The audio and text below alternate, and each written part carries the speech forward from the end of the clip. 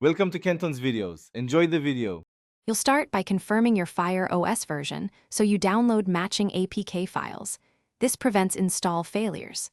Next, enable apps from unknown sources for the Silk browser or Files app so the installer can run. While you're here, make sure storage permission is allowed and that Wi-Fi is stable to avoid corrupted downloads.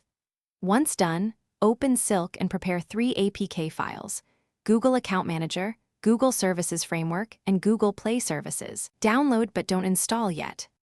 Start installing the APKs in the exact order: Google Account Manager first, then Google Services Framework, and finally Google Play Services. The order matters because dependencies must register. Tap each APK from your Files app, accept prompts, and grant permissions when asked.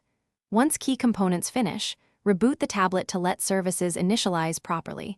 This often resolves background registration issues. After the reboot, install Google Play Store APK and open it to sign in with your Google account. Don't skip reboots.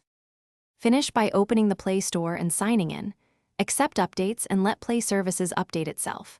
If apps crash or fail to open, go to Settings, right arrow Apps, right arrow Google Play Services /Store and clear cache and data, then reboot. This forces a fresh connection.